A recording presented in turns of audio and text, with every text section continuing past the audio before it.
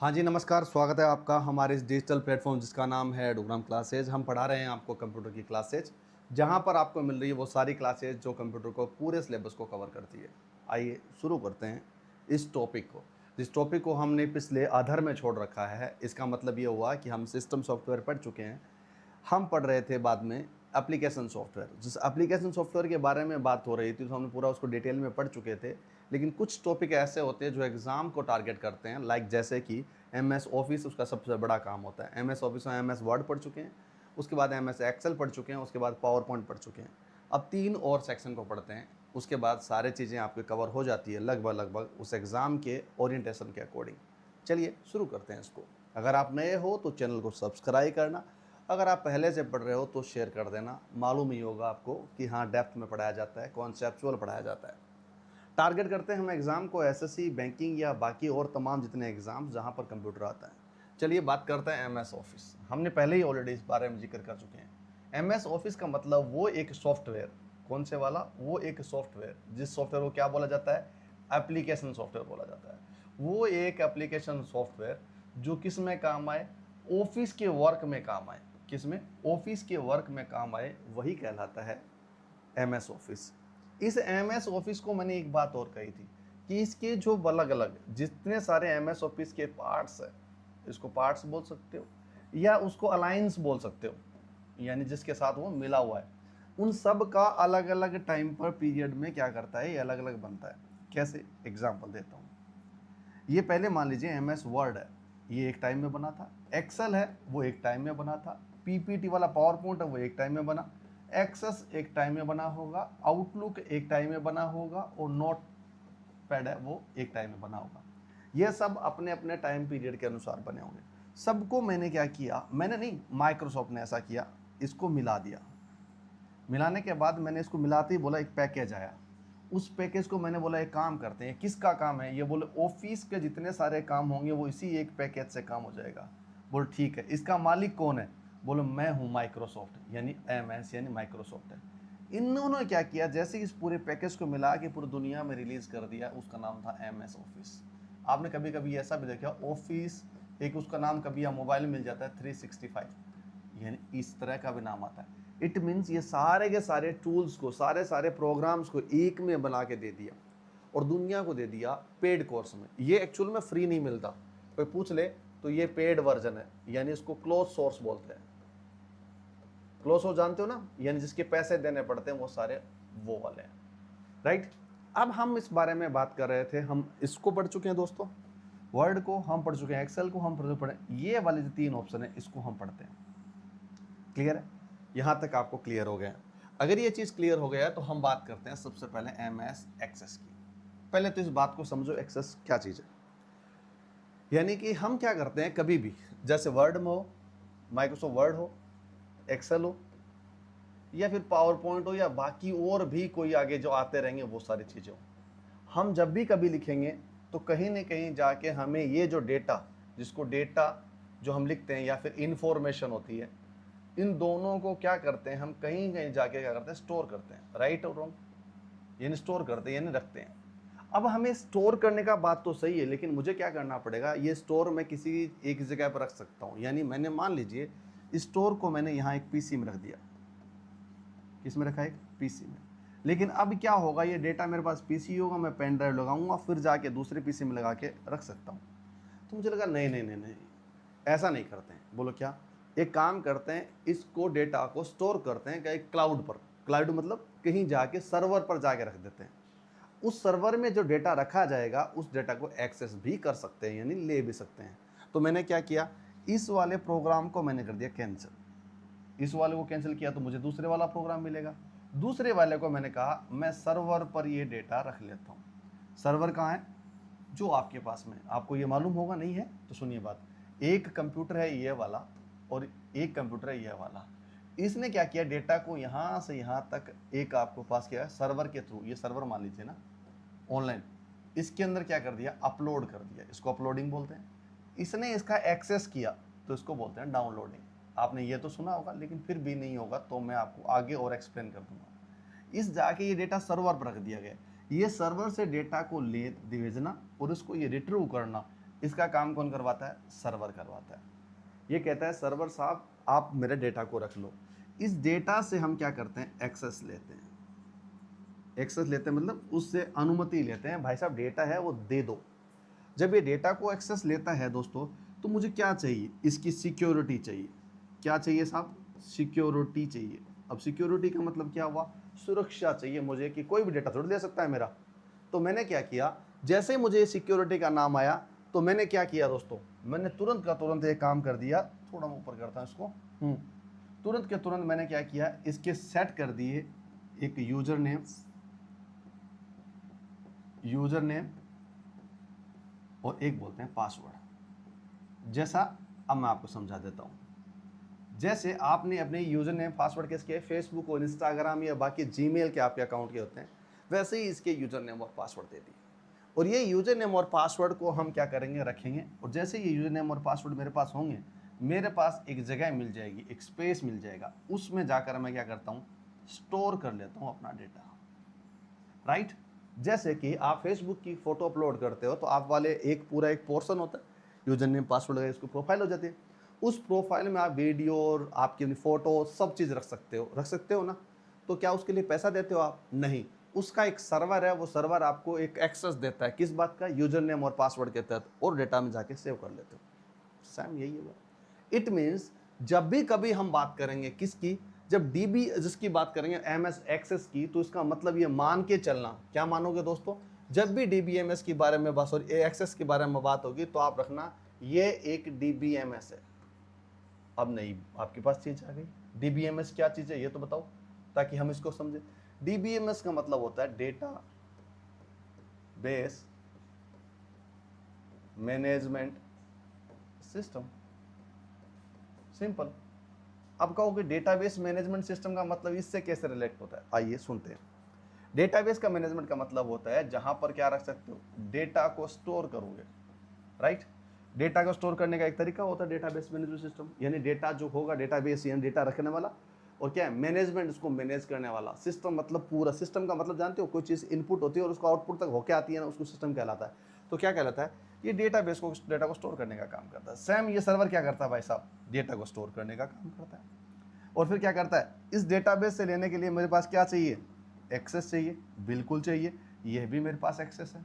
Access के लिए क्या चाहिए? सिक्योरिटी, बिल्कुल सिक्योरिटी है। यूजर नेम पासवर्ड, बिल्कुल यूजर नेम पासवर्ड है। इट मीन्स ये जाके डायरेक्ट स्टोर हो गया, ये जाके मेरे यहाँ स्टोर हो गया। इट मीन्स ये जो चीज़ चल रही है ना, वो है एक स्टोर का काम करने का। स्टोर कैसे हो सकता है? किसी जगह पर पर्टिकुलर सर्वर पर जाके स्टोर करना। उस स्टोर करे हुए डाटा को एक सही तरीके से, सही मैनर में मैनेज करने की कहानी को कहा जाता है डेटाबेस मैनेजमेंट सिस्टम। अब जब ये चीज़ें दोस्तों आपके पास आ गई है, तो ये सारा का सारा जो खेल मैंने बताया, वो करवाना वाला और कोई नहीं है, एमएस एक्सेस है। और इसी एमएस एक्सेस से बात कर रहे हैं हम।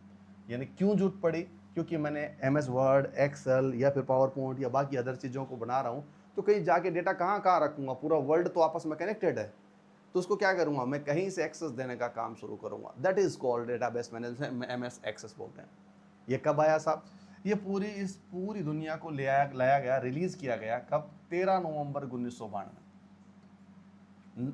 13 नवंबर 1992 को एमएस एक्सेस नाम की चीज़ को इजाद किया गया, और उसको बोला था डेटाबेस मैनेजमेंट सिस्टम। इंपॉर्टेंट और मोस्ट इंपॉर्टेंट बात जानने वाली ये है इसकी, जो इसका जो एक्सटेंशन है वो है .accdb। क्या है? .acc, जो डॉट अकाउंट, जो डीबी मतलब डेटाबेस है, क्या था? .accdb नाम का है, वो उसका क्या है? एक्सेस है। और यही, सॉरी, एक्सटेंशन है। इसी चीज़ को आपको याद करना होगा। क्या यहाँ तक कहानी समझ में आ गई आपको? आइए थोड़ा सा इसको समझने की और कोशिश करते हैं। इसके कुछ फीचर्स होते हैं, उसको समझेंगे तो शायद और ज़्यादा आए। यहाँ तक समझ में आया डेटाबेस को क्या करना? स्टोर करने का काम करता है। अब देखिए क्या होता है, जब इसके बारे में हम पढ़ेंगे तो इसका नाम आता है अलग अलग चीज़ों में। सबसे पहले आता है फील्ड। अब जब एमएस, पूरा लिख देता हूँ, एक्सेस, एमएस एक्सेस के अंदर बात आ जाती है फील्ड की। फील्ड क्या है साहब? फील्ड का मतलब वो चीज़ है दोस्तों जहां पर वो डेटा को क्या कर रखा? रखने का काम करता है, जहां पर डेटा को स्टोर करने का काम करता है, राइट करने का काम करता है, लिखने का काम करता है या रखने का, वो सारा फील्ड होती है। फील्ड कैसे बनती है? रोज एंड कॉलम्स में। रोज एंड कॉलम्स का मतलब कैसे होता है, ऐसे, इस तरह से मैंने आपको कल भी बताया एक्सेल पढ़ने के लिए।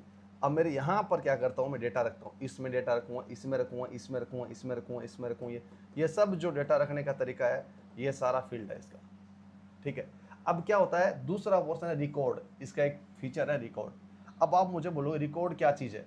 रिकॉर्ड का मतलब है जब मैं ये डेटा रख लेता हूँ सारा का सारा, ये डेटा सारा का सारा डेटा रख लेता हूँ, इस डेटा की जितनी सारी इन्फॉर्मेशन है, कौन है, इन्फॉर्मेशन है, वो जाके मैं कहीं ना कहीं जाके सेव करूँगा यानी रखूँगा। जो रखूँगा उस फाइल को बोला जाता है, उस क्या है, फाइल का क्या है, रिकॉर्ड है। कौन सी फाइल कहाँ पड़ी है, कौन सी है, कौन सी फाइल नहीं है, ये तमाम सारी चीज़ों का काम आएगा। अब आता है क्वेरी। क्वेरी का वर्ड आ जाता है यहाँ पर। क्वेरी का मतलब होता है एक सिंपल सा सवाल होता है। अब क्यों होगा मैं समझा देता हूँ। मैंने एक ऑफिस की एक रैंडम आपको चीज़ समझाता हूँ। ऑफिस में मान लीजिए 20 एम्प्लॉय काम कर रहे हैं, ठीक है, एम्प्लॉय काम कर रहे हैं। 20 एम्प्लॉय में जो आदमी है, एक जो 5 लोग है उसकी तनख्वाह है महीने की 1 लाख रुपए, राइट, कितने, 5 मेंबर की। अब 5 मेंबर हो रहे हैं, उसकी 50,000 रुपये, सॉरी हाँ 50,000 रुपये 5 मेंबर की। उसके बाद बचे हुए लोग हैं, उसके एक 3 लाख रुपए लेने वाले की लोगों, सॉरी 30,000 रुपये लेने वाले लोगों की तनख्वाह है, कितने लोग हैं, 3 लोग हैं। और 20,000 रुपये लेने वाले लोगों की तनख्वाह है 2 लोग हैं। कितने हो गए भाई साहब, 5 5 10 से 10 5 15, और 15,000 रुपये लेने वाले के लोगों की तनख्वाह कितनी है, 5 लोग हैं। अब पूरे 20 हो गए, ये 20 एम्प्लॉय की तनख्वाह का डेटा आ गया, करेक्ट।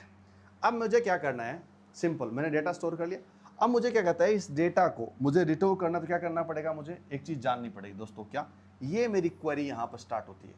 मैं पूछता हूँ क्वेरी कि 50,000 से ऊपर कमाने वाले, 50,000 व ऊपर कमाने वाले, 50,000 व उससे ऊपर कमाने वाले लोगों की संख्या कितने हैं, लोग कितने हैं, पूछा है सवाल। ये क्या है, क्वेरी, इसी को बोला जाता है क्वेरी, यानी क्वेश्चन पूछा गया है। अब क्या करेगा, डेटाबेस मैनेजमेंट देखेगा 5 लोग तो ये है और 5 लोग ही ये है, टोटल मिला के उत्तर क्या आ जाएगा, ये क्वेरी जैसे पुट करोगे उत्तर आएगा 10, क्या आ जाएगा 10। अब आपसे एक दूसरा क्वेरी पूछेगा, क्या दूसरी क्वेरी क्या पूछा दोस्तों, इधर आते हैं। ये कहते हैं इन लोगों के नाम बताओ, नाम बताओ, किन लोगों के, इन लोगों के जिसके 50,000 से ऊपर है। तो ये जो ये लोग हैं 10 लोग हैं, इन 10 लोगों के नाम आ जाएगा, जैसे रामलाल, श्यामलाल, ये पूरी लिस्ट यहाँ पर तैयार हो जाएगी। अब ये पूछेगा नाम के साथ सैलरी बताइए, सैलरी भी बता दीजिए। इट मीन्स हम क्या कर रहे हैं, कहीं जाके ये डेटाबेस में स्टोर करते हैं, हर महीने की तनख्वाह का डेटा उसका रिकॉर्ड हो जाता है, इसी का नाम रिकॉर्ड कहलाता है। जब हमें रिकॉर्ड के बारे में जानना होता है तो हम क्या लगाते हैं, क्वेरी लगाते हैं, यानी क्वेश्चन लगाते हैं, भाई साहब इतना पैसा वाला कौन है, कौन नहीं है, इतना किसका अकाउंट में बजट गया, कितना नहीं गया, सारी क्वेरीज लगाने का काम इसी में काम होता है। अब डेटा पड़ा एक फॉर्म होता है, यानी सिंपली किसी चीज़ को फॉर्म भरने के लिए हमारे पास क्या होना चाहिए, एक फॉर्म होगा, इसकी डिटेल वगैरह सारी चीज़ होगी। उसके बाद एक रिपोर्ट है।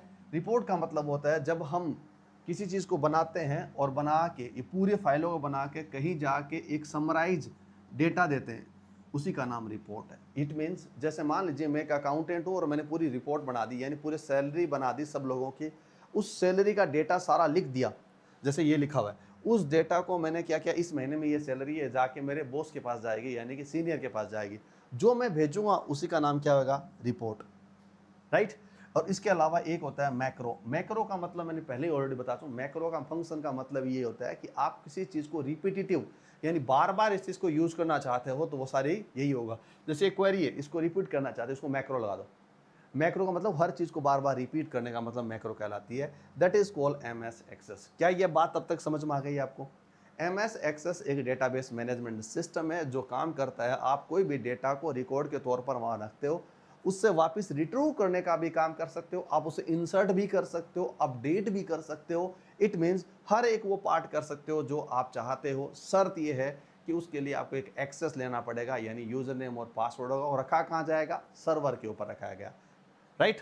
चलिए आगे बढ़ते हैं, इसकी शक्ल देख लेते हैं पहले, ताकि इमेजिन आपका अच्छा हो। अगर बात करते हैं इसकी, ओवरव्यू एमएस एक्सेस का लेआउट है, क्या कहलाता है, देखिए सेम एज इट इज, यही फाइल है, होम है, क्रिएट है, फॉर्मूला एक्सट्रीम डेटा है, डेटाबेस टूल है। ये जो वहाँ पर आपको एक्सेल में फॉर्मूला दिख रहा था, ये डेटाबेस टूल आ जाएगा। इन तमाम सारे चीज़ों को पेस्ट यहाँ पर क्या चीज़ें, ये फॉर्मूला लगा सकते हो यहाँ पर, ये सब चीज़ें फिल्टर विल्टर सारा काम, इतना ही काम हो सकता है। क्या करोगे, अब ये जो आपको दिख रही है ये चीज़, इसको आपको नेगोशिएशन पेन बोलते हैं। उसको क्या बोलते हैं, इसको नेगोशिएशन पेन बोलते हैं। यहाँ पर आपने जो जो चीज़ें रखी है वो सारी की सारी दिखेगी आपको, मतलब ये यहाँ पर देखना है, ये एक्चुअल में फील्ड है जहाँ पर काम हो रहा है, यानी जिसको टेक्स्ट एरिया बोल सकते हैं आप, जहाँ पर काम होगा, ये सारा का सारा यहाँ से लेकर यहाँ तक। अब सुनो मेरी बात, ये रिकॉर्ड होगा।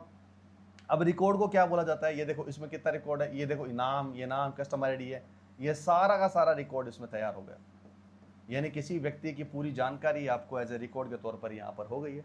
अब इसमें क्या क्या बोला गया है, तालिका संरचनाएं परिभाषित कर, डिफाइंड जो है वो क्रिएट टेबल है। ये जो टेबल कहाँ कहाँ से क्रिएट करेगा, याद रखना टेबल का मतलब, आप इस बात को रखना, टेबल जहाँ भी आएगा तो आपके लिए क्या है, रोज एंड कॉलम इन्हीं से मिलती है, जिसको सेल बोलते हैं हम ना, इसी का नाम टेबल होता है। कई सेल्स मिलके टेबल बनाती है, सेट इज, ठीक है। ये आपको दिख रहा है इसका स्ट्रक्चर, 1 2 3 4, ये 4 क्या है, 4 इसकी कॉलम है, 1 2 3 4 4 कॉलम है, ये सारी रोज है।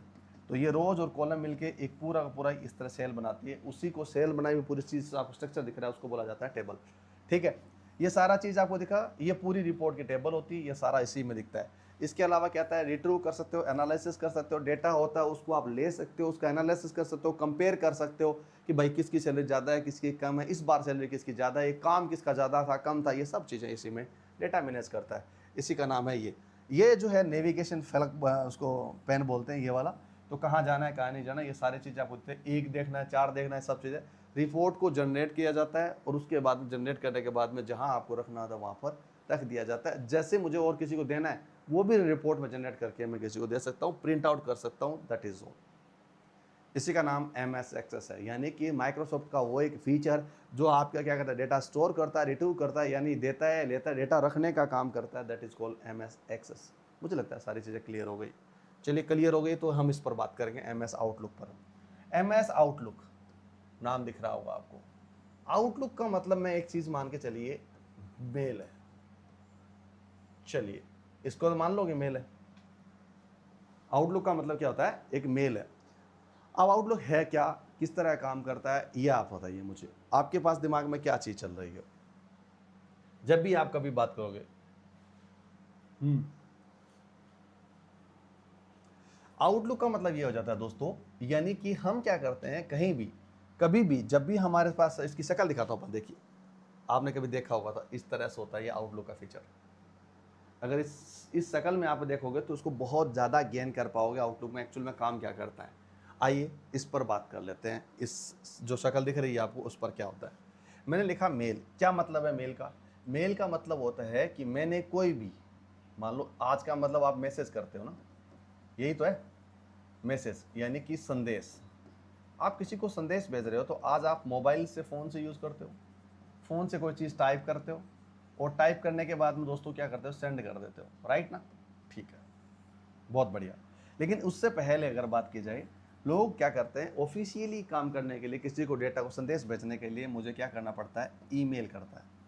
ईमेल का पूरा नाम होता है इलेक्ट्रॉनिक मेल। इसको आगे जब मेल आगे डिटेल में पढ़ेंगे, लेकिन आप इसको ये समझनी, इलेक्ट्रॉनिक मेल, ये मेल क्या करता है, एक होता है सेंडर और एक होता है रिसीवर, जान गए, यानी आप लोग भेजने वाला सेंडर होता है, वो जाएगा कहाँ, रिसीवर के पास में जाएगा। यही कहानी को पूरा करने का काम करता है आउटलुक, यही काम पूरा करने का क्या करता है, आउटलुक करता है।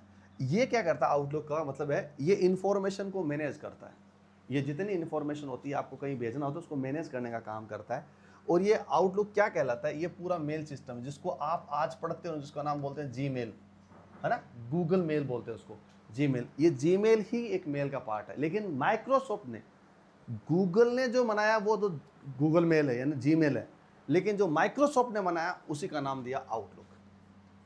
इसी आउटलुक के तहत क्या करता है, वो पूरे जो इतने लोग काम करते हैं उस काम को भेजा जाता है और टीम बनाई जाती है, उसी पर वो काम करता है। आइए शुरू करते हैं, इसको समझते हैं, थोड़ा समझते हैं, इस पार्ट को समझने की पूरी कोशिश करते हैं। कैसे करेंगे दोस्तों, सबसे पहले तो इसको बोलना, ये जो रिलीज हुआ था वो है 16 जनवरी 1997 में, ये 1997 में आया था। और ये है आपके जो पर्सनल इंफॉर्मेशन मैनेजमेंट है। पर्सनल का मतलब होता है कि आप अपनी किसी चीज़ों को भेजना चाहते हैं, ऑफिस का काम करना चाहते हैं, तो ये सारी इसके इंफॉर्मेशन को मैनेज करता है। उसका एक्सटेंशन है .pst। क्या है? .pst इसका एक्सटेंशन है। किसका एक्सटेंशन है साहब? आउटलुक का है। ठीक है, चलिए आगे बढ़ते हैं। अब समझिए मेरी बात। अगर मान लीजिए आप एक कंपनी में काम करते हो, ठीक है, एक कंपनी में काम करते हो। इस कंपनी के अंदर क्या होता है कि आपको हर एक काम मैसेज के थ्रू नहीं किया जाता। कंपनी में काम करने के लिए आपको क्या किया जाता है? मेल किया जाता है। अब क्या किया उसने? आउटलुक से अपना एक एक्सेस लिया, यानी आउटलुक का एक पूरा खरीद लिया, यानी पेड है सारा का सारा। MS ऑफिस के जितने पार्ट्स होते हैं वो पेड है, यानी पैसे दिए जाते हैं। उसने खरीद लिया। कितने एम्प्लॉय के लिए? मान लीजिए 30 एम्प्लॉय के लिए खरीद लिया उसने। अब क्या करता है? हर एक एम्प्लॉय की अपनी एक ईमेल आईडी बनाता है वो। इसको आप आउटलुक आईडी बोल सकते हो या ईमेल आईडी बोल सकते हो। एक ईमेल आईडी बनाते हैं। जैसे एक रामलाल है मेरा, तो उसको लिख दो रामलाल @ जो कंपनी का नाम होता है ना, जैसे रामलाल @ कोई मान लीजिए edugram.outlook.com, ये मान लीजिए इसकी एक मेल आईडी बना दी। ये सब की ऐसे एम्प्लॉइयों की बना देता है। अब क्या करता है? एक एडमिन बैठता है। एडमिन बोले तो जो उसका मालिक होता है, जिसको काम करवाना होता है, ये क्या चाहता है कि रामलाल को ये काम दूं तो रामलाल को मेल भेज देगा, श्यामलाल को काम दूं तो श्यामलाल को भेज देगा, फिर एक गणेश नाम का आदमी उसको भेजना है तो उसको। तो हर एक अपना अपना काम को डिवाइड करने के लिए, बताने के लिए भाई तुम क्या काम करोगे, तो उसको एक इन्फॉर्मेशन भेजता है। इन्फॉर्मेशन व्हाट्सअप या मैसेज के थ्रू नहीं भेज सकता। वो 1997 है, व्हाट्सअप आया नहीं था दोस्तों। तब क्या हो रहा था? किसी को इन्फॉर्मेशन देनी है, आपको ये काम करना है, यहाँ बैठे हो और घर बैठे आप लोगों को इसको एम्प्लॉय को बोलना चाहते हो, तो ये क्या करता है? मेल भेजता है। इसको क्या भेजता है? मेल भेजता है। और मेल में क्या होती है? इन्फॉर्मेशन होती है, यानी जानकारी होती है। वो इन्फॉर्मेशन सिर्फ इसी को भेज रहा है, तो क्या करता है? इसको मेल को कर देता है। तो वो क्या समझता है? उसके पास वही मेल एड्रेस है, तो तुरंत उस मेल को लेता है, समझता है क्या बोला है क्या नहीं बोला है, तमाम सारी चीज़ों को लेके, और वो क्या करता है? उसको देखता है। इट मीन्स, जैसे उदाहरण देता हूँ, यहाँ तक समझ में मेल आ गया। अब मेल का खेल क्या होता है मैं वो समझा देता हूँ। मेल का खेल ये है दोस्तों, जब आप इसको देखोगे तो आपको मिलेगा एक मेल होती है। अब मैं क्या करूँगा? कोई को मैसेज है, एक मेरे पास संदेश है, ऐसा मान लो ये संदेश है, यानी इसको मैं मैसेज बोलूँगा तो ज़्यादा समझ में आएगा आपके पास में। ये मैसेज है, मुझे किसी को भेजना है, मतलब you go to market and purchase, क्या चीज़ है? मतलब आप लैपटॉप्स, 3 लैपटॉप खरीदिए। आपने अपने एम्प्लॉय को बोला 3 लैपटॉप खरीदने हैं, आप मार्केट जाइए। किसको भेजा? एक को। अब सुनिए बात, ये जो मैं मेल भेज रहा हूँ इसको मेल भेज रहा हूँ, उसको बोला जाता है मेल। जैसे मेरे पास यहाँ से मेल चली जाएगी, उसको बोलते हैं सेंट मेल। ये कहाँ मिलेगी? सेंट मेल, मेल चली गई है। लेकिन इसका जब जवाब आएगा उसके पास, जो दूसरे पास मिला है, इसके पास जब ये मेल आएगी तो यहाँ पर मिलेगी। इसी को बोला जाता है इनबॉक्स। इनबॉक्स में ये क्या करेगा? जो ये मेल भेजी है, ये मेल आपको मिल जाएगी। क्या समझ में आ रहा है आपको? यानी कि मैं जब यहाँ से मेल सेंड करूँगा तो मेरा किस में चला जाएगा? ये सेंट बॉक्स में, यानी भेजा गया बॉक्स है। लेकिन जिसके पास मिलेगी उसको कहाँ मिलेगी? इनबॉक्स, जहाँ पर अब मेल प्राप्त होती है। यानी इनबॉक्स कौन सा होता है? मेल प्राप्त होती है। सेंड बॉक्स कौन सा होता है? जहाँ मेल भेज दी गई है उसके लिए। अब मुझे लगा कि इसको भेज तो दिया, लेकिन भेजने का मन नहीं था, बीच में रुक गया। मैं रुक गया तो इस मेल को पहले बना के छोड़ दिया, उसको बोलते हैं ड्राफ्ट मेल। क्या बोला जाता है? Draft mail. ड्राफ्ट मेल का मतलब होता है एक मेल को मैं भेजना चाहता हूं लेकिन मैंने भेजी नहीं और मेरे पास सेव करके वापस मेरे पास ही रख ली, that is called draft mail. एक ड्राफ्ट सेव करके रख लिया। समझ आई बात आपको? यहां तक यह चीज़ समझ में आ रही है? तो ये चीज़ें जो काम चल रही है इसमें, इसने क्या किया? वापस इसको रिवर्ट किया, और रिवर्ट करते ही इसके पास में किस में आ जाएगी? जो सेंड मेल था इसके पास में आ जाएगी इनबॉक्स में। और इनबॉक्स में जो आपस में लेना देना चल रहा है, यानी कि आपके पास मेल जा रहा है या मेल आ रहा है, उसको बोलते हैं कन्वर्सेशन। क्या बोलते हैं उसको? कन्वर्सेशन। याद रहेगा आपको? थोड़ा सा और, यानी मेल किसी को भेज रहे हो तो सेंट मेल, उसने रिसीव करी है तो वो आएगा इनबॉक्स में, रिसीव्ड मेल बोलते हैं उसको ना, तो वो क्या आता है? इनबॉक्स में मिलेगा। उसने उसको इनबॉक्स वाली मेल का रिप्लाई किया है, वो उसके पास भी, दूसरे वाले के पास में किस में आएगी? इनबॉक्स मेल में। लेकिन दोनों के बीच में जो ये मेल खेला हो रहा है उसको बोलते थे कन्वर्सेशन। कौन सा होता है? मेल कन्वर्सेशन बोलते हैं उसको। और इसको नहीं भेजा गया उसको ड्राफ्ट मेल बोलते हैं। तो इसका मतलब क्या हुआ, मुझे किसी भी एम्प्लॉय को काम देने का काम करना है तो मुझे क्या करना पड़ेगा, मेल देना पड़ेगा, उसको टास्क देना पड़ेगा। अब होता है एक वर्ड होता है टास्क।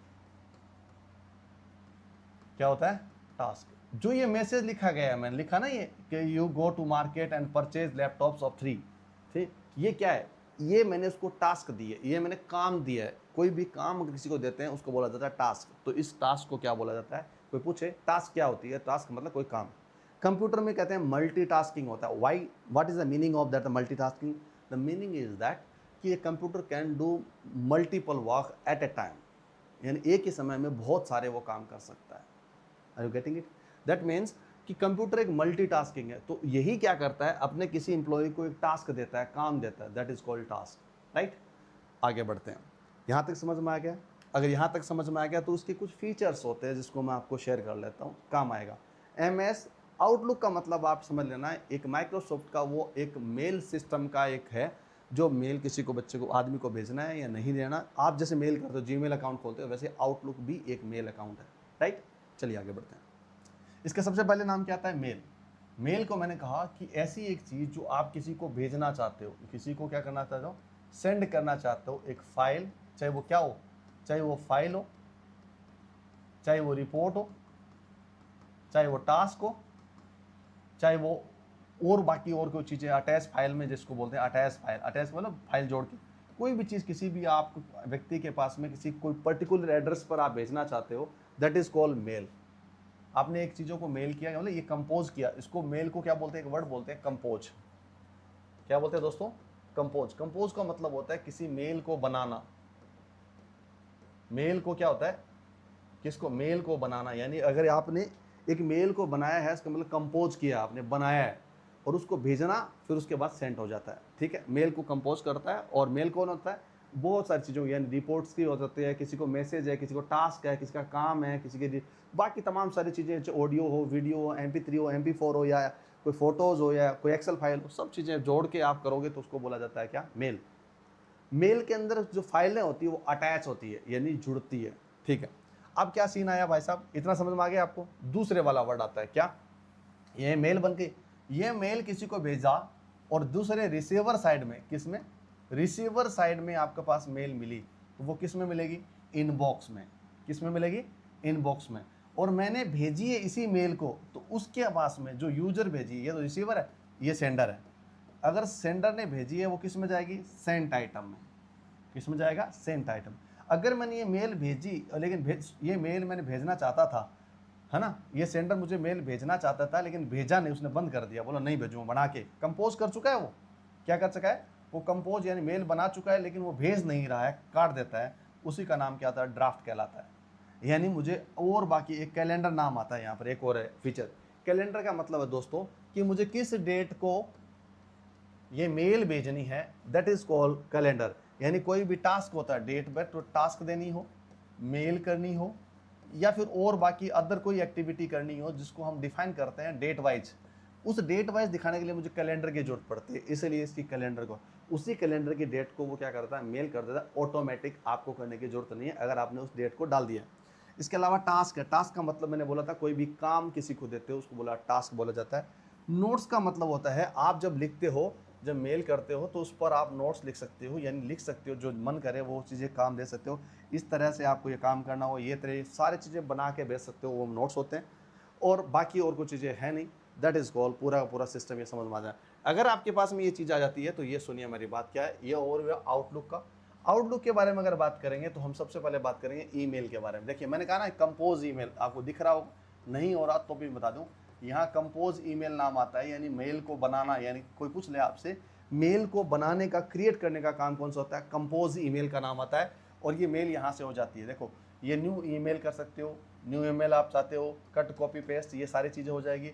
रिप्लाई करना है तो इसमें, रिप्लाई किस में, डिलीट करना है तो ये सारी चीज़ें आपको दिख रही है ना, ये डिलीट का सेक्शन है, ये आपके पास मेल का एंड व्यू है, किस तरह देखना चाहता हो, पॉइंट माउंट कौन कौन से हैं, नॉर्मल टेक्स्ट करना है, इंसर्ट क्या करना है क्या नहीं, ऑडियो वीडियो सब चीज़ें इसी में ऑलरेडी मिल जाता है आपको। इसी को बोला जाता है रिबन। क्या बोला जाता है, रिबन। इस रिबन के अंदर सब कुछ मिलेगी आपको, ऊपर वाले जो टास्क होते हैं।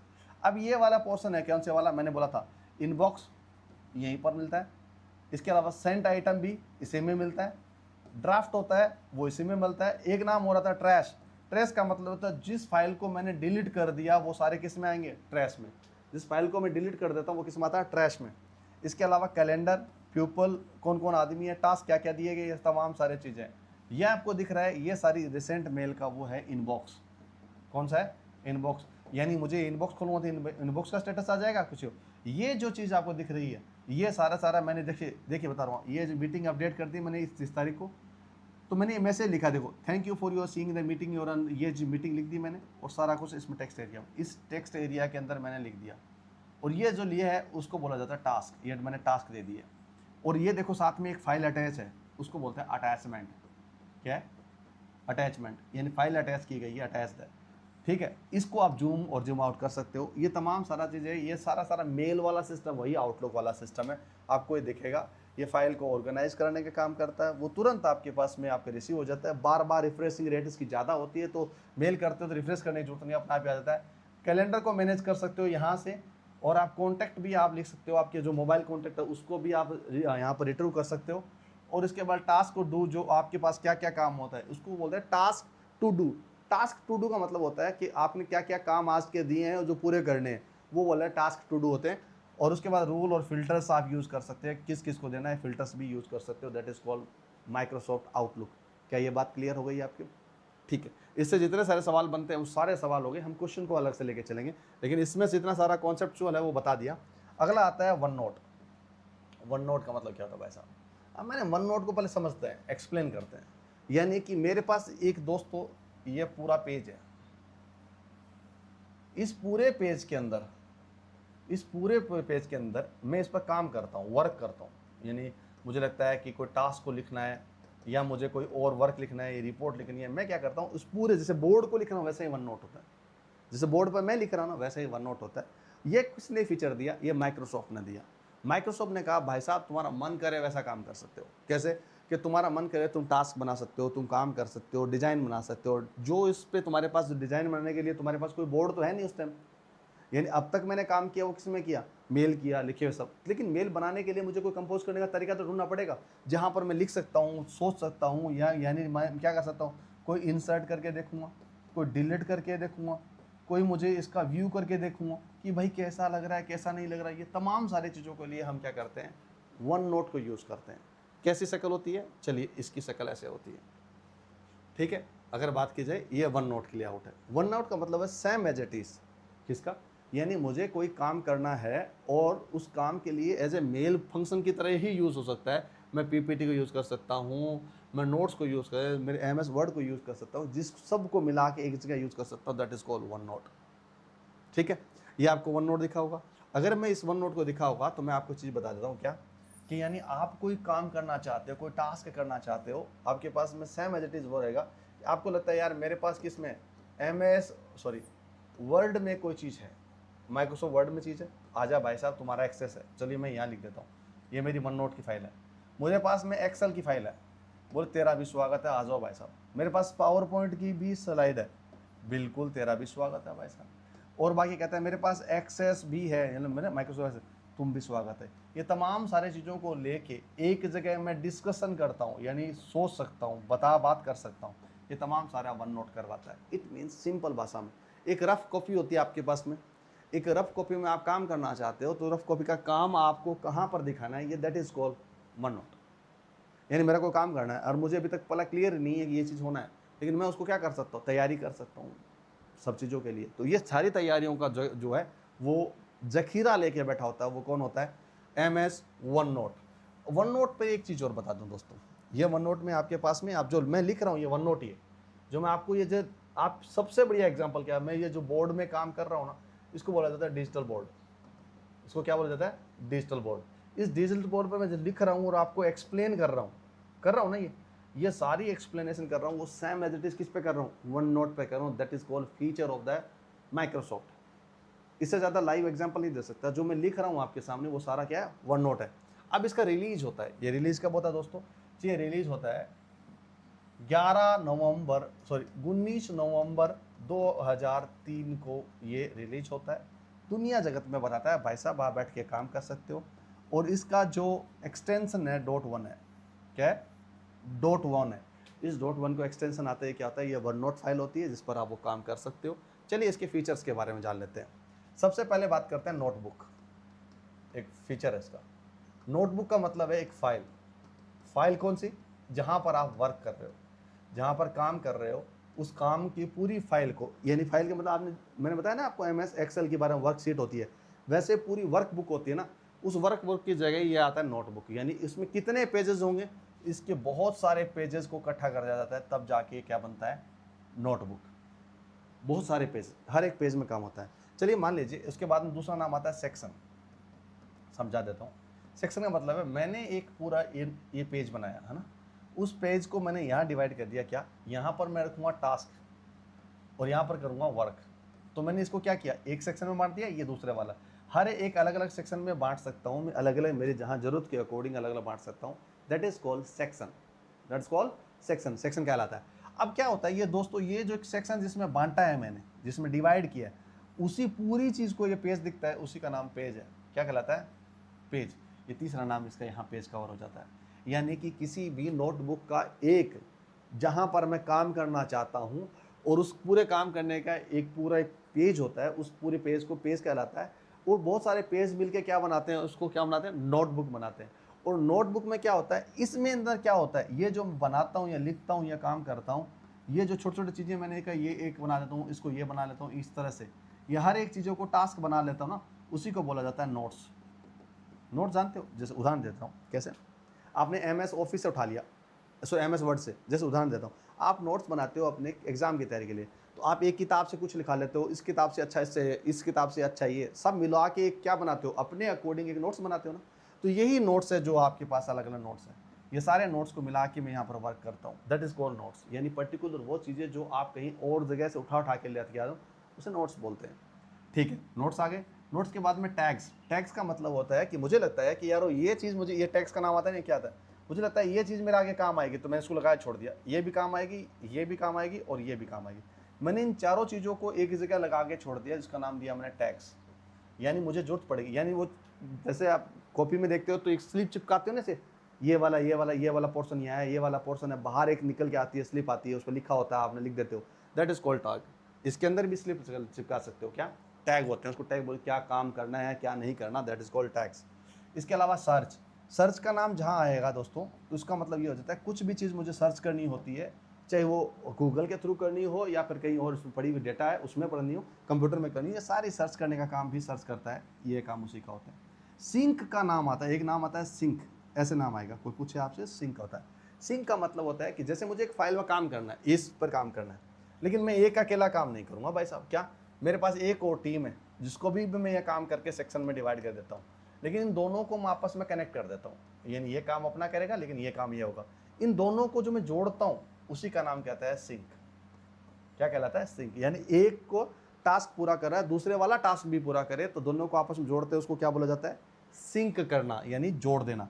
अगला कहता है ड्राइंग टूल। ड्राइंग टूल का मतलब क्या होता है दोस्तों? ये मैं जो चित्र बना रहा हूँ, आपको दिख रहा होगा, ये जो आपको दिख रहा है इस तरह से, ये दिख रहा है, ये सब चीज़ें बनाने का काम कौन कर रहा है? ये मैं कर रहा हूँ। यानी कि क्या कर रहा हूँ? ड्राइंग कर रहा हूँ। यानी इसके अंदर भी क्या हो सकता है, आप ड्रॉ करके भी दुनिया को बता सकते हो, जैसे नोट में बता सकते हो कि ड्रॉ करके इस तरह से ये पूरा काम करना होगा। That is called drawing tool.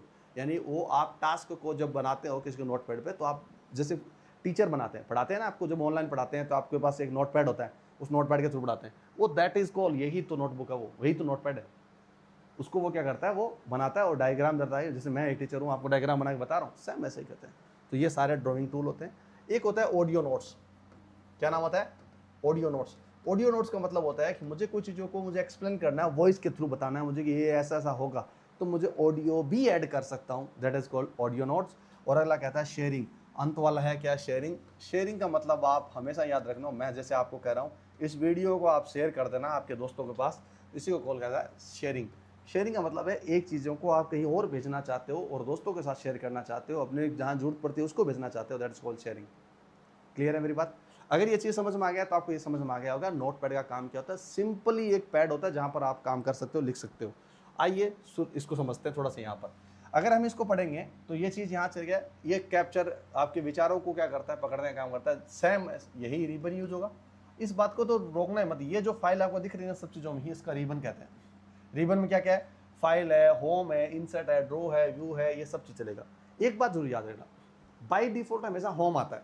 क्या आता है, घर आता है, होम आता है आपसे पूछा जाए तो। इसमें कट कॉपी पेस्ट, ये आपके पास फ़ॉन्ट क्या लिखोगे, किस तरह ड्राइंग करोगे, ये सब चीज़ें इसमें। अब देखो ये वन नोट का आ गया, यहाँ से नोटपैड का आ गया, ये आपके पास पर्सनल आपके नोट्स लिखे हैं उसके काम है। ये वर्क यानी MS वर्ड का आ गया। ये सब चीज़ों को लेके टास्क को मैं यहाँ ले आता हूँ, और जब विचारों को मैं क्या करता हूँ, अपने अपनी सूचीबद्ध काम करना शुरू कर देता हूँ। अब जिसको एक का है वो रिसर्च में काम करता हूँ। जैसे मैंने फोटो इमेज ले ली, ये ड्राइंग कर ली, ये भी ड्रॉ कर लिया, ये फोटो ले ली, ये मैंने टैग चिपका दिया, ये दिख रहा है ना, इसको टैग बोलते हैं, ये टैग चिपका दिया। इस तरह से सारी चीज़ों को बनाने के टेक्स्ट का काम ये सारा किस में करता है, अपने वाला उसमें करता है, वन नोट में। किस में करता है, वन नोट में काम करता है। इसके अलावा ये ड्रॉ कर सकता हूँ, यानी कि मैं पेन और ये ले रखा है मैंने, इसको क्या बोलते हैं, ड्रॉइंग वाला टूल है, उसको ड्रॉ कर सकता हूँ। मैं इस पूरे को मैनेज कर सकता हूँ। यानी मैनेज करना मतलब होता है इस पूरे फाइल को मुझे मैनेज करना होगा, दैट इज कॉल्ड मैनेज। और उसके अलावा मैंने क्या बोला, ये जो ये कैनवास होता है, मुख्य कैनवास, कैनवास का मतलब होता है कि आप फाइल को जूम करोगे, यानी बड़ा दिखाना चाहते हो, छोटा दिखाना चाहते हो, जूम इन जूम आउट इस तरह से होगा। इसके अलावा ऑर्गेनाइज कर सकते हो, सारी फाइलों को मैं ऑर्गेनाइज कर सकता हूँ, सर्च कर सकता हूँ, यानी मैं हर किसी के जाके नोट में जाके अपनी छवि को सुधार सकता हूँ, यानी कुछ चीज़ों ला सकता हूँ, डेटा इकट्ठा कर सकता हूँ, दैट इज कॉल्ड रिसर्च। और एक सिंक और शेयर, सिंक का मतलब मैंने बोला था, एक यूजर है और दूसरे यूजर के साथ में मैं कनेक्ट करता हूँ, उसको सिंक बोलते हैं, और उसी को मैं फाइल भेजता हूँ, उसको शेयरिंग बोलते हैं। ठीक है, एक दूसरे कनेक्ट करते हैं उसको बोलते हैं सिंकिंग, और जब उसको भेज देता है फाइल उसको बोलते हैं शेयरिंग। इसके अलावा आपके पास इंटीग्रेट कर सकते हो, किसको इंटीग्रेट कर सकते हो, इसके अंदर कमाल की चीज़ है जो याद रखना, ये एक ऐसी चीज़ होती है इसको इंटीग्रेशन कर सकते हो, किसमें, एक्सेल आप ले सकते हो, MS वर्ड आप ले सकते हो, आप पावर पॉइंट यूज़ कर सकते हो, एक ही इस फाइल के अंदर सारी चीज़ों को एक जगह इकट्ठा कर सकते हो, इसको बोलते हैं इंटीग्रेशन। इंटीग्रेशन भी आप कर सकते हो। ये तमाम सारी चीज़ें मैंने आपको बता दी है। अब ये चीज़ें जो मैंने बताई है वो बहुत ही कमाल की है और ये बहुत ही ज़बरदस्त है। तो मैं आपसे यही कहूँगा, क्या ये हम पढ़ चुके हैं MS ऑफिस के बारे में, मुझे लगता है वो सारी चीज़ें कवर कर चुके हैं जो होनी चाहिए। इसके अलावा अदर बाकी जो चीज़ बचेगी हम उसमें Q&A राउंड होता है उसमें करेंगे, यानी क्वेश्चंस जब करेंगे, इसकी अगली क्लास होगी वो आपको मिलेंगे क्वेश्चंस, और ये क्वेश्चंस में सारी चीज़ें जो हमने पढ़ी आज तक उसको वापस रिकॉल करेंगे। क्या बोलते हैं इसको, रिकॉल करेंगे। आप भी इसमें क्वेश्चन में ऐड हो जाइए, जुड़िए, देखिए क्या क्या रह गया। कुछ चीज़ें ऐसी हो जाती है जो रह जाती है वो क्वेश्चन के माध्यम से भी पूरी क्लियर हो जाती है। मुझे लगता है कॉन्सेप्चुअली आपके पास MS ऑफिस पूरा क्लियर हो चुका है। बाकी और चीज़ों के बारे में हम नहीं, और इस क्लास के बाद में हम पढ़ेंगे इंटरनेट की दुनिया के बारे में, क्या नेटवर्किंग है, किस तरह पढ़ेंगे, लेकिन बहरहाल तो ये पढ़िए। और ये अगर वीडियो आपको अच्छा लगा हो तो दोस्तों साथ जरूर साझा करना। नमस्कार, आप थे देव के साथ में, हमारे साथ जुड़े रहिए, भविष्य के लिए बेहतर होगा। Thank you.